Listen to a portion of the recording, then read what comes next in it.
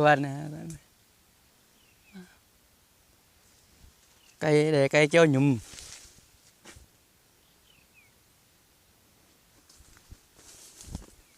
Đẹp lắm.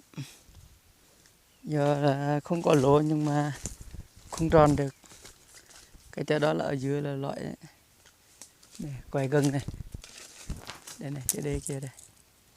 Đấy. Tắt đèn này, kia này. Cái gì đây? Đấy, loại đấy, đây này. Đây nó phần này là loại đấy. Đây này. Loại là không có bóng nhưng mà có lỗ như vậy thôi.